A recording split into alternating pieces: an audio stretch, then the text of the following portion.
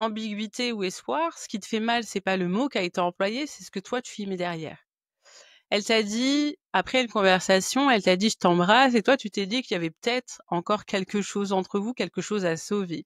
Ou alors il t'a dit: «Prends soin de toi» et tu as relu la phrase au moins 10 fois. Tu as ressenti une chaleur, tu as ressenti un frisson, une ouverture et depuis tu tournes en rond. Tu espères, tu doutes. Cet épisode-là, il est pour toi, pour que tu comprennes pourquoi ce que tu vis, c'est pas nécessairement de l'ambiguïté, mais une projection de ton propre espoir. J'accompagne tellement de femmes et d'hommes qui viennent me voir en me disant: «Il m'a redit "je t'embrasse", il m'a dit "bisous".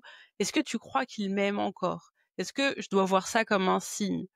Ou alors, «Ah, elle m'a fait une playlist de musique» ou «Elle m'a envoyé un message pour savoir comment j'allais. Est-ce que ça veut dire quelque chose ou pas?» Et à chaque fois, je vois la même chose derrière ces phrases. Je vois le cœur qui espère encore. Je vois le cerveau qui cherche des signes pour valider ce qu'on pense et je vois aussi l'émotion qui amplifie le moindre mot. Mais on va être honnête aujourd'hui, OK, avec beaucoup de bienveillance, croyez-moi, mais d'honnêteté aussi. Si la personne voulait vraiment te reconquérir, revenir, sauver votre relation, tu n'aurais aucun doute. Tu n'aurais pas besoin d'interpréter, tu n'aurais pas besoin d'imaginer parce que toi, tu es là à attendre et ça, cette attente-là, elle le sent. Que je te dise pourquoi on lit autant dans un bisou ou un je t'embrasse, parce que tu as besoin que ce soit pas fini. T'as pas encore envie d'accepter que cette histoire, elle est terminée, elle est close. Ton cœur est encore accroché. Alors ton cerveau fait ce qu'il sait faire de mieux. Il fabrique du sens. Il invente un peut-être. Il crée un pont là où il y a plus de route. Et c'est pas parce que t'es naïve, c'est parce que t'espères encore. Et l'espoir, c'est une force magnifique. Mais mal placé, c'est aussi ce qui te maintient dans l'attente. Quand tu espères quelque chose qui ne vient jamais, tu te retrouves dans une boucle. Tu surinterprètes chaque mot. Tu te projettes pour rien. Tu crois qu'un silence est chargé. Tu restes émotionnellement bloqué et surtout, tu ne tournes pas la page. Et c'est ça le vrai problème, pas le bisou qui t'a envoyé, mais ce que toi tu y mets derrière. J'ai eu un client il y a quelques jours qui m'a écrit: il a terminé son message par bisou alors qu'il sait ce que ça veut dire pour moi. C'est pas un bisou normal, il y avait quelque chose dedans et là, la personne, elle me demande de valider son scénario. Et moi, je suis obligée de lui poser la question: tu veux qu'il y ait quoi dans ce bisou? Parce que souvent, on n'écoute pas ce que l'autre dit, on écoute ce qu'on voudrait entendre. Et ça, c'est humain, mais c'est dangereux. Si la personne voulait revenir, crois-moi, elle le dirait. Elle poserait un cadre clair. Elle dirait: je veux te parler. Ou tu me manques. Ou j'ai réfléchi. Des mots, certes, mais des mots clairs. Et si c'est un flou, si c'est un tiède, si c'est un message à 23h qui dit tu vas bien, c'est pas une intention de changement, c'est de la présence passive. Et cette présence floue, c'est toi qui la charges de tout ce que tu ressens encore. Tu veux sortir de cette ambiguïté qui te fait mal, alors il y a un truc qu'il va devoir accepter, même si c'est inconfortable.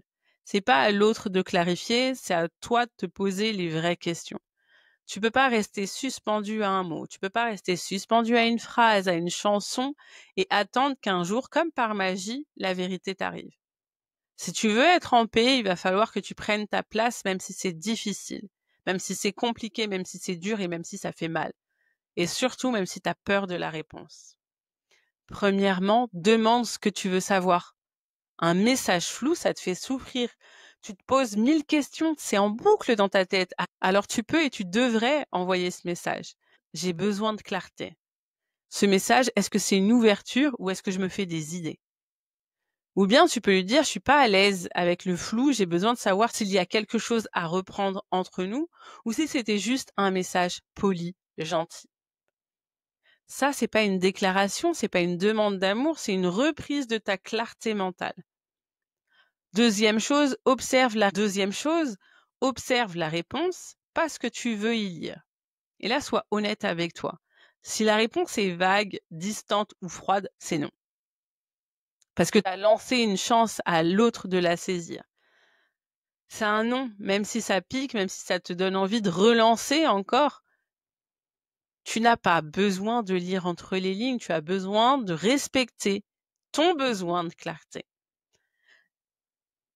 La troisième chose à faire, c'est coupe, recentre et respire. Tu veux savoir comment on guérit vraiment d'une histoire qui ne veut pas mourir?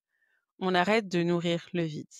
On bloque les messages si besoin, si c'est trop difficile, si c'est trop douloureux. On arrête d'aller relire les conversations anciennes. On coupe les playlists qui te rappellent cette personne, son profil sur Netflix aussi.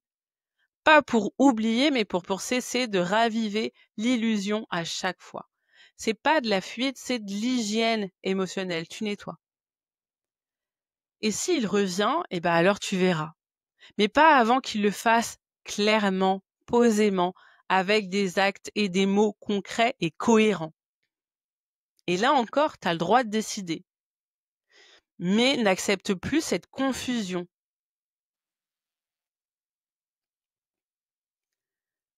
On arrive à la fin de cet audio. Ce qui est important que tu retiennes, c'est que ce qui te fait mal, en réalité, aujourd'hui, c'est pas le message de ton ex.